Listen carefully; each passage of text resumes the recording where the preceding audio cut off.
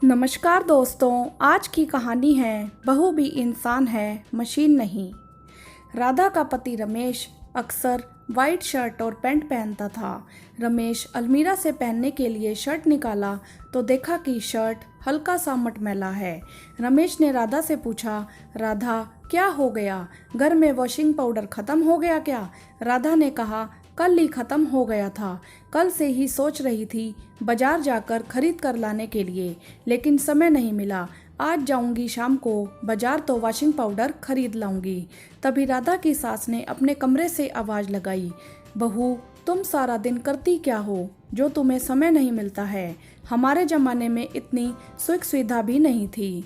दिन भर हम काम करते रहते थे और फिर ऊपर से सास की भी सुनते रहो। मैं तो तुम्हें कुछ कहती भी नहीं हूँ। छोटा सा तो परिवार है हमारा, उस पर भी तुम दिन भर दिखाती हो कि कितना बिजी हूँ।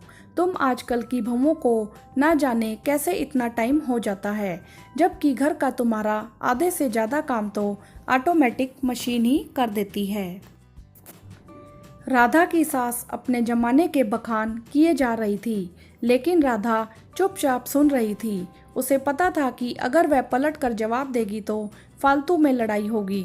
राधा ने अपनी सास से बस इतना कहा कि अब आप चुप हो जाइए, आज जाकर मैं वॉशिंग पाउडर खरीद लाऊंगी।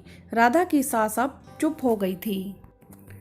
शाम को राधा बाजार से वॉशिंग पाउडर खरीद कर लाई थी और अगले दिन उसने अपने पति के सारे कपड़े वॉशिंग मशीन में धोने के लिए डाल दिए।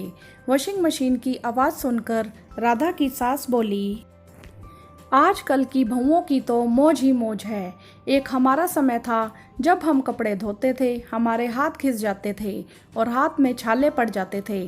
पूरे परिवार का कपड़ा धोते थे, वह भी पानी बाहर से लाकर। आजकल के जैसा उस समय नल थोड़ी हुआ करता था। अगर आजकल की बहुओं को 2 बाल्टी बाहर से भरने के लिए कह दिया जाए तो उनके पसीने छूट जाएं। थोड़ी देर के बाद राधा छत से कपड़े सुखाकर नीचे आ रही थी। काम करते करते राधा को बहुत जोर से प्यास भी लगी हुई थी, गला सूख रहा था। वह सोच रही थी कि नीचे उतरकर सबसे पहले पानी पीऊंगी। राधा सीढ़ियों से नीचे उतर ही रही थी, तभी राधा की सास ने कहा, बहू सिर में तेल लगाए हुए कई दिन हो गए, थोड़ा सिर में नारियल तेल लगा दो तो। और हाँ, पहले अपने ससुर जी को चाय बनाकर दे दो, कब से चाय के लिए आवाज़ दे रही हैं। राधा ने कहा, ठीक है माँ जी, अभी नारियल का तेल लेकर आती हूँ। राधा अपने कमरे से नारियल के तेल अपनी सास को पकड़ाते हुए चाय बनाने के लिए किचन में चली गई और वह भूल गई कि उसे प्यास भी लगी थी, पानी भी पीना है। चाय बनाकर राधा अपने ससुर जी को दे रही थी कि सास ने आवाज़ दी, बहू आना तो आयोडेक्स भी लेकर आना, घुटने में बहुत तेज दर्द हो रहा है। अब कोई लगाने वाला तो है ही नहीं, अपने आप ही लगाना पड़ेगा। वहीं से राधा के ससुर जी ने राधा की सास से कहा, अरे भाग्यवान, बहू भी इंसान है, कोई मशीन नहीं। सुबह से देखता हूँ लगी रहती है और तुम बैठे बैठे फरमाती रहती हो। तुमने एक बार भी पूछा है कि बहू ने नाश्ता किया या नहीं सुबह से?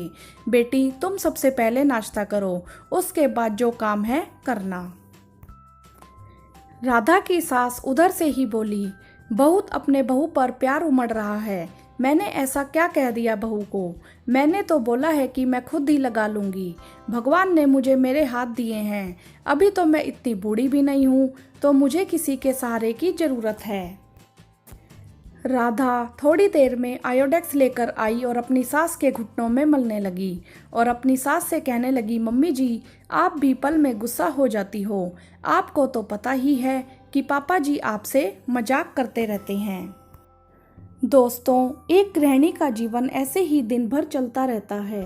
कब सुबह हो जाती है, कब शाम, ना मिलता उसे एक पल भी आराम। क्या आपकी सास भी आपके साथ ऐसा ही व्यवहार करती है? आप हमें कमेंट्स करके ज़रूर बताएं। वीडियो को लाइक करें, शेयर करें, चैनल को सब्सक्राइब करें। धन्यवाद।